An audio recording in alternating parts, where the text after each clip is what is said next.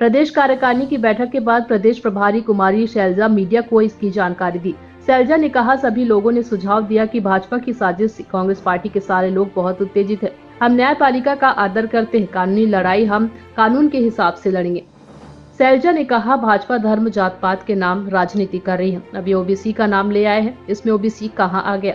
ये भाजपा के पुराने हथकंडे हैं। हम लोकतंत्र को बचाने के लिए जमीन की लड़ाई लड़ेंगे, हर बूथ पर जाएंगे, ब्लॉक में जाएंगे और जिले में जाएंगे, हर स्तर पर लड़ाई लड़ेंगे।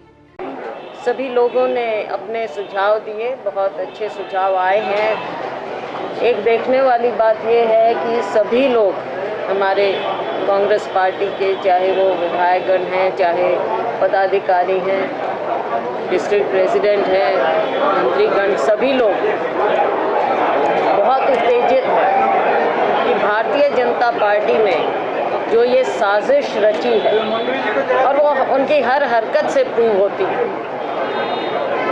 ये बात अलग है कि हम न्यायपालिका का आदर करते हैं और हमें इस देश के कानून पर विश्वास है।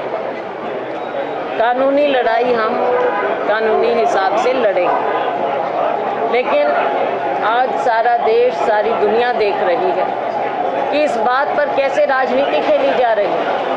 कहीं ओबीसी का नाम ले आते हैं बीच में, इसमें ओबीसी कहाँ आ गए, कहाँ इसमें जाति आ गई। भारतीय जनता पार्टी के ये पुराने हथकंडे हैं कि धर्म के नाम पर या जाति के नाम पर हर मुद्दे को ले जाएं और समाज को बांटें।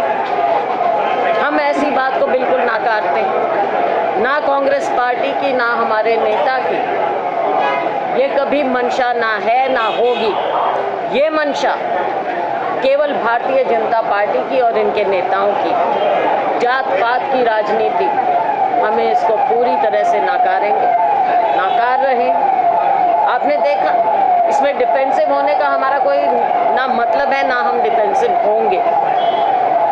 ये एक ऐसा मुद्दा है जो इन्होंने, हमारे यहाँ कहते हैं कि जो ये छत्ता होता है ना मधुमक्खियों का, उसमें हाथ लगा देते हैं।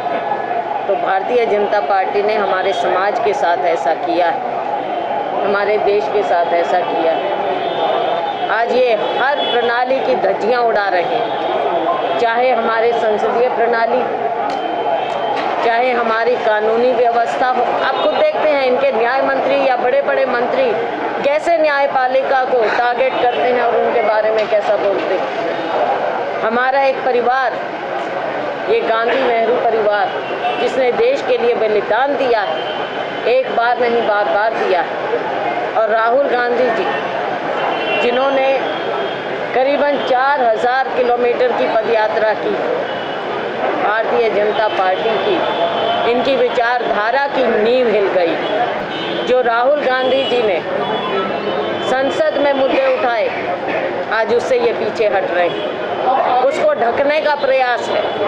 इन सब बातों को सारा देश देख रहा है। कांग्रेस पार्टी इन मुद्दों को जनता तक लेकर जाएगी, लोगों के बीच में लेकर जाएगी। संसद में आपने देखा विपक्ष के पार्टियां साथ आ रही हैं, क्योंकि ये मुद्दा ऐसा है, केवल एक पार्टी का नहीं, हमारे लोकतंत्र के ऊपर हमला है। इस लोकतंत्र को बचाने के लिए हम संसद से ज़मीन तक हर तरह की लड़ाई लड़ेंगे, हर बूथ पर जाएंगे, हर ब्लॉक में जाएंगे, हर ज़िले में जाएंगे, हर स्तर पर हमने ये लड़ाई और सच्चाई, क्योंकि सच्चाई की हमेशा जीत होती है। ये अकेले राहुल गांधी का मुद्दा नहीं है, ये पूरे देश का मुद्दा है, लोकतंत्र का मुद्दा है। हम इसको अलग अलग तरह से, कांग्रेस पार्टी, चाहे पार्टी के कार्यकर्ता हैं, चाहे हमारे निर्वाचित लोग हैं, सभी लोग ज़मीन तक इन मुद्दों को लेकर जाएंगे अलग अलग तरह से। आपको समय समय पर हम बता देंगे कि चाहे हमारे प्रकोष्ठ हैं, चाहे हमारे डिपार्टमेंट्स, सभी यूथ कांग्रेस, NSUI कांग्रेस, सभी लोग इन मुद्दों को लोगों तक लेकर जाएंगे। भारतीय जनता पार्टी ने आज के दिन देश में, और इसके गवाह आप सब हैं, मीडिया गवाह है, आज के दिन पूरे देश में एक अघोषित इमरजेंसी लागू की हुई है भारतीय जनता पार्टी। कांग्रेस पार्टी हम गांधी के अनुयायी हैं, महात्मा गांधी के अनुयायी हैं। हम शांतिपूर्वक अपना विरोध प्रदर्शित करते हैं। कुछ रणनीति अब आप लोग करेंगे? ये राज्यपाल ने साफ कर दिया। यहाँ आप फिर देख रहे हैं कि पिछली राज्यपाल ने खुद प्रॉमिस किया था, वायदा किया था कि आप इसको पारित कर दीजिए, सर्वसम्मति से पारित हुआ। राज्यपाल एक ओहदा है, राज्यपाल व्यक्तिगत नहीं हो सकती कि कोई किसी एक ने कहा हो या दूसरे ने कहा हो। एक राज्यपाल ने जो कहा उस पर इन राज्यपाल को भी टिकना चाहिए, उसी ज़बान पर टिकना चाहिए। और जो छत्तीसगढ़ के लोगों के साथ ये अन्याय हो रहा है, इनके साथ न्याय होना चाहिए और राज्यपाल महोदय अपनी बात से पीछे ना हटें और आरक्षण यहाँ पर मिलना चाहिए। आप देख रहे हैं कि आज के दिन हमारे युवाओं को जो नौकरियां मिलनी चाहिए वो उससे महरूम हो रहे हैं और यहाँ के छत्तीसगढ़ के लोगों के साथ भारतीय जनता पार्टी ये इतना घोर अन्याय कर रही है। अगर ऐसी बात हो तो माननीय प्रधानमंत्री जी को संसद में राहुल गांधी जी के एक एक सवाल का जवाब देना चाहिए था, ना कि राहुल गांधी जी और हमारे अध्यक्ष ने जो भी कहा संसद में, ना कि उन्हें एक्सपंज करते। एक एक बात का जवाब उन्हें देना चाहिए था। अगर उन्होंने कुछ गलत किया नहीं, अगर ऐसी बात नहीं जो राहुल जी ने उठाई है बात, तो क्यों नहीं सामने आते और बताते कि असलियत क्या है? क्यों नहीं कोई इंक्वायरी उन्होंने इंस्टीट्यूट की? क्या हुआ कि सुप्रीम कोर्ट को करना पड़ा? जेपीसी की हमारी मांग थी। अगर उनके पास कुछ छिपाने को नहीं है तो वो जेपीसी की मांग को मानते। मैडम, ये चुनाव को लेकर के भी चर्चा। वहीं आरक्षण मामले पर राज्यपाल के बयान पर मंत्री अमरजीत ने कहा, आरक्षण हमारा अधिकार है, लेकर रहेंगे। भाजपा पर्दे के पीछे छिपकर आरक्षण रोकना चाहती है, ये भाजपा को भारी पड़ेगा। आरक्षण लटकाने का काम करेंगे तो आने वाले समय में लड़ाई और तेज होगी। राज्यपाल विश्वभूषण हरिचंदन ने कहा, आरक्षण पुरानी राज्यपाल का मसला है। आरक्षण को लेकर राज्यपाल का नया बयान आया है कि पूरे मामले का पटक्षेप हो चुका है, अब चर्चा का कोई विषय नहीं बनता है।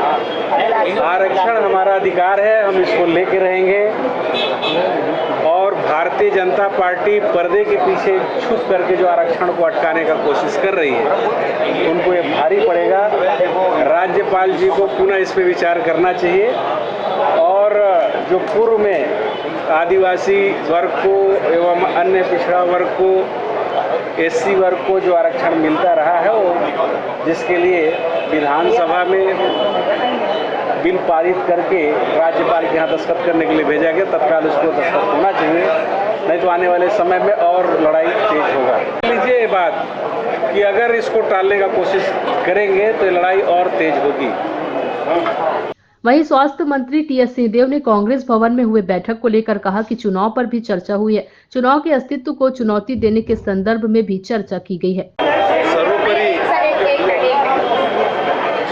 चुनाव को लेके भी चर्चा हुई है और सर्वोपरि चुनाव के अस्तित्व को देने वाली चुनौती के संदर्भ में चर्चा हुई है। अगर चुनाव ही बेमान्य हो जाता है तो फिर देश में प्रजातांत्रिक व्यवस्था कहाँ रह जाती है? तो प्रमुख बात है कि देश में वो प्रजातांत्रिक व्यवस्था रहे जिसमें जनमत का प्रभाव कम से कम 5 साल तक बरकरार रहे। अगर उसी को शॉर्ट सर्किट करके और चुने हुए लोगों के द्वारा चुने हुए प्रतिनिधियों को इस तरह से हटाने की बात चलेगी तो चुनाव सेकंड प्रायोरिटी है। पहली प्रायोरिटी है देश का संविधान और देश की प्रजातांत्रिक व्यवस्था।